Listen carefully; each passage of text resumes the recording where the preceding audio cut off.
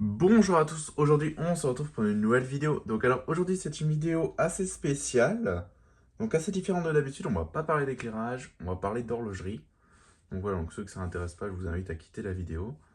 Donc on va parler d'horlogerie Baudet, donc d'horlogerie pilotable. Donc ça marche quand même c'est quand même lié avec l'électricité, hein. Donc je vais tout vous expliquer dans cette vidéo parce que moi j'ai dû me débrouiller seul, sans compétences, donc je m'y connaissais pas au début. Et j'ai vu aucune vidéo sur internet explicative, il n'y a rien, vraiment rien du tout. Surtout sur ce type d'horloge. Donc c'est une vidéo qui va être, je pense, assez longue, mais je vais tout vous expliquer. Et ça va sans doute aider pas mal de gens. Voilà. Donc c'est parti. Donc alors, c'est les horloges Baudet. Donc on en a une là, flip-flap, une là à aiguille, et encore une là à aiguille. Hop, focus. Voilà. Donc ça, c'est quelques horloges qui fonctionnent pas à pile, mais qui fonctionnent sous réseau 24 volts. Donc on peut voir qu'il y a un câble qui repart, voilà. Hop, ici on a un câble aussi. Donc il faut savoir que tous ces câbles, ils arrivent ici. Voilà, donc ils arrivent ici. Et ça, qu'est-ce que c'est? C'est ce qu'on appelle une horloge mère. Donc qu'est-ce qu'une horloge mère? Une horloge mère, c'est ce boîtier-là qui peut piloter jusqu'à 70 horloges. Donc ça vient d'une école. Donc c'est dans les écoles et tout, dans les écoles, les bâtiments recevant du lieu public, les gares SNCF, les aéroports, les usines. Dans ce genre de bâtiment-là, on y retrouve ce genre d'horloge. Voilà, donc une horloge pilote, donc dite horloge mère, avec qui gère des horloges filles, donc dites filles ou esclaves.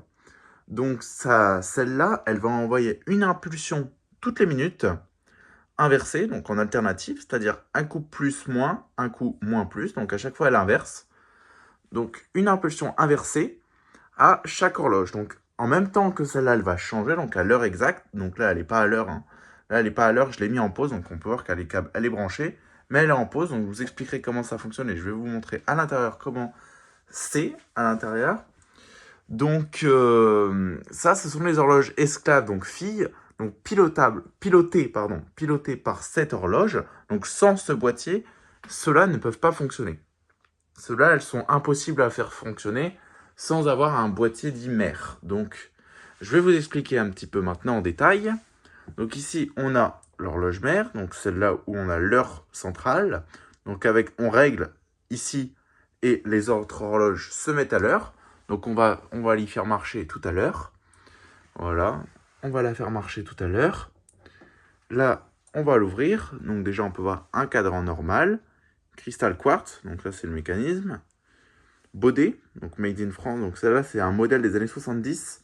Il y a des modèles plus récents en électronique, mais ça, je ne pourrais pas vous expliquer. Même moi, je ne sais pas trop comment elle marche. J'ai pas étudié parce que j'en ai jamais eu en main. Donc, j'ai pas trop étudié la question. Voilà. Donc, quand on ouvre, donc c'est pas vraiment pas une horloge classique, hein, donc quand on ouvre. Donc là, je vais faire une petite coupure et je vais vous mettre le flash. Donc voilà, donc on se retrouve avec le flash cette fois-ci, donc on voit un petit peu mieux. Donc ici, on voit le mécanisme qui est dans un boîtier teinté. Donc ici, on y voit la bobine. Donc c'est une bobine qui va marcher en 24 volts. Donc grâce à cette bobine, on peut avoir des impulsions inversées. Donc il faut savoir que ce cadran-là, qui sert d'horloge mère, donc qui sert de cadran pilote, eh ben, c'est un mécanisme normal, hein. Ça, c'est un mécanisme normal. Mais c'est cette carte mère-là qui va piloter ce mécanisme, donc qui va lui donner l'heure. Et grâce à ce changement d'heure sur ce mécanisme, je vais pouvoir avoir l'heure et pouvoir mettre les autres à l'heure. Mais ce mécanisme reste une horloge normale. Mais ça me permet juste de savoir l'heure qu'il est. Donc là, par exemple, on peut y lire 7h11. Voilà, donc 7h11. Donc voilà, donc elle est bloquée sur 7h11, donc 19h11, donc les autres sont forcément sur 19h11. Donc ça me permet juste de savoir l'heure qu'il est. Maintenant ici on a une série de boutons, donc ça ici c'est des fusibles, hein, c'est juste pour protéger notre horloge. Donc on a des fusibles un peu partout, on en a un là, on en a un là, il y en a un petit peu partout. Voilà, il faut savoir que ici sur notre horloge de base on a des batteries. On a deux grosses batteries comme dans les alarmes incendie, les armoires à alarme incendie, qui sont plus présentes ici. Forcément, c'est une horloge qui date de 1970, donc entre 70 et 73, parce qu'en plus on a l'ancien logo Baudet Et il faut savoir que le changement d'heure date de 76, et après 76, ce modèle se faisait encore. Et après 76, ils ont rajouté un bouton ici qui permet de faire plus et moins une heure. Donc pour le changement d'heure, là actuellement, elle ne fait pas le changement d'heure. Il faut le faire manuellement, tandis que les nouvelles le font automatiquement. Parce qu'à cette époque-là, il n'y avait pas de changement d'heure. Donc maintenant, je vais vous montrer un petit peu comment ça fonctionne. Donc je vais laisser la porte ouverte, donc ça se remet avec une vis. Donc je remettrai ça hors caméra. Donc déjà, ça peut se refermer. Donc ici, on a le boîtier. Donc quand c'est fermé, c'est fermé avec une vitre. On n'a plus l'accès. Donc là, la vitre que j'ai mis de côté pour pouvoir vous montrer un petit peu. Donc ici, qu'est-ce qu'on a? On a le bouton on-off. Donc le bouton on-off, il sert juste à allumer ou éteindre l'horloge. Donc on allume, voilà. Là, elle va changer. Elle a changé, vous l'avez vu, elle a changé. Donc ce bouton-là, pour l'instant, on ne va pas s'en occuper. Ici, on a un bouton Start-Stop. Alors ce bouton, il est vraiment pratique. Il sert à se mettre à l'heure à la seconde près. C'est-à-dire que vous prenez un autre appareil qui a l'heure à la seconde près via radio satellite. Et là, quand, mettons, il est là, donc 19h12, mettons, il va être 19h13. Et au moment où ça va passer à 19h13, pouf, vous appuyez sur ce bouton. Et vos horloges, elles vont se mettre automatiquement à l'heure que vous avez définie, à la seconde près. Donc ça, c'est vraiment pratique comme bouton. Et ici, donc, on a un bouton 16 impulsions minutes, 16 impulsions / minutes.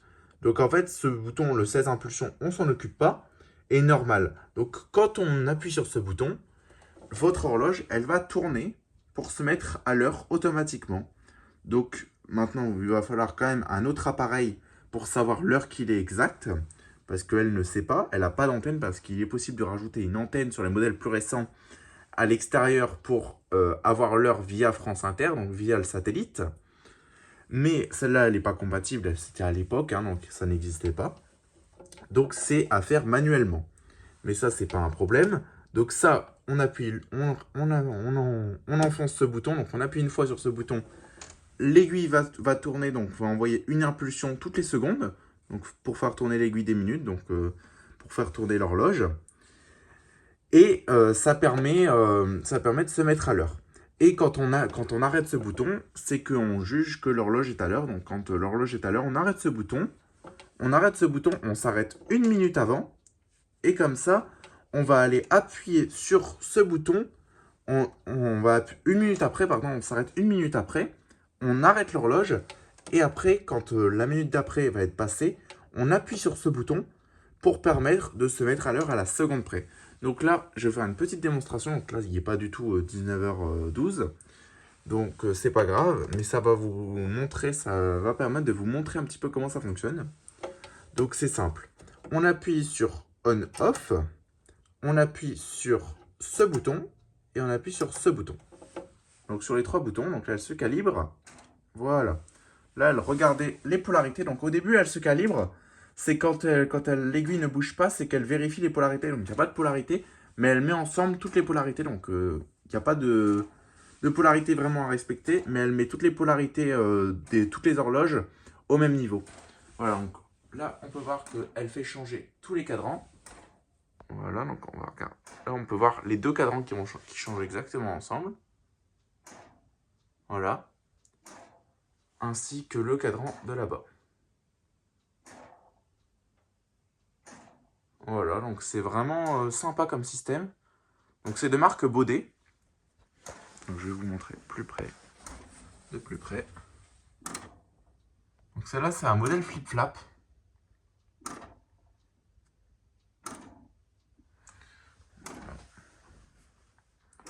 Celui-là, c'est un modèle analogique, donc à aiguille. Donc des années 70, on voit que c'est vraiment les mêmes années, avec ce contour comme ça, cette fameuse vitre. Donc ici, on a exactement le même contour et la même vitre. Et il faut savoir que mon horloge mère, qui date aussi des années 70, on a exactement la même chose. Voilà. Le même contour et la même vitre. Donc ça vient de la même série. Donc c'est une série des années 70. Ces modèles-là, ils étaient proposés dans les années 70. Donc voilà. Donc quand, mettons, on va attendre jusqu'à 20h. Voilà. Hop, on arrête l'horloge. Elle se met à 20h. Et mettons, on va attendre jusqu'à 20h01. Donc là, on va dire qu'il est 20h01. Hop, ça passe là maintenant. Ça passe là maintenant à 20h01. Donc vite, on arrête l'horloge. On enlève ce bouton. On met on. Là, il passe 20h01.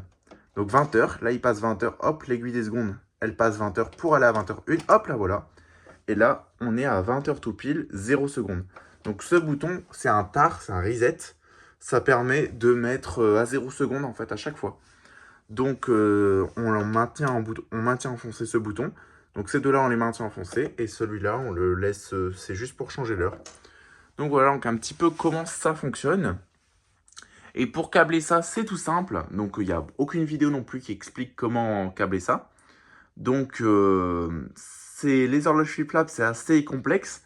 Donc par exemple, avec cette horloge mère là, où ça va être en 24 volts, parce que cette horloge, elle est compatible 48 volts, 12 volts et pas mal de voltage, on va se mettre, donc vous allez avoir à l'arrière une borne 1, 2, 3, 4. Vous allez câbler votre plus et votre moins, peu importe le sens. Comme à chaque fois, elle inverse le sens, il n'y a pas de sens de polarité. Comme à chaque fois, elle envoie une impulsion inversée, il n'y a aucun sens de polarité. Donc vous allez vous mettre sur la borne, vous voyez, elle vient de changer. Vous allez vous mettre sur la borne 1 et sur la borne 4, votre plus et votre moins. Et la borne 2 et 3, vous allez faire un shunt. Donc qu'est-ce qu'un shunt? C'est vous allez prendre un fil qui relie la borne 2 à la borne 3. Voilà, donc ça c'est un shunt. Vous allez shunter ces deux bornes-là. Et si vous êtes en 48 volts, vous allez mettre une résistance. Maintenant, c'est à voir, il faut regarder votre notice. Moi, dedans, il y a une notice. Mais à voir votre notice, faut regarder la notice de votre horloge. Et moi, par exemple, moi, je l'ai mis en version 12 volts qui fonctionne avec cette horloge mère là. Vous voyez, elle vient de changer. Donc voilà, donc c'est elle qui pilote vraiment toutes ces horloges. Donc j'espère que j'ai été assez clair pendant cette vidéo. Donc je tenais vraiment à vous faire une vidéo explicative là-dessus parce que j'en ai trouvé très peu sur internet. Donc ça va permettre sans doute à pas mal de personnes de les aider parce que franchement, ceux qui veulent câbler ça sans s'y connaître, c'est vraiment compliqué. Donc voilà, donc j'espère que j'aurai aidé pas mal de monde. Donc là, ce qu'on va faire, c'est que je vais l'arrêter pour la mettre à l'heure de mon côté. Voilà, donc je vais mettre off. Et là, je vais mettre à l'heure ça de mon côté. Donc là, on voit qu'elle est encore sous tension. Donc on a le voyant présence tension. Donc un petit voyant au néon. Et donc là, elle est arrêtée. Enfin voilà quoi. Donc c'est vraiment pas très compliqué une fois qu'on a compris. Donc j'espère que je vous ai bien expliqué parce que j'ai pas toujours été très clair. C'est compliqué d'expliquer vraiment ça en détail. Sur une vidéo surtout. Donc voilà, donc j'espère que vous avez aimé. Donc n'hésitez pas à liker, commenter et à vous abonner.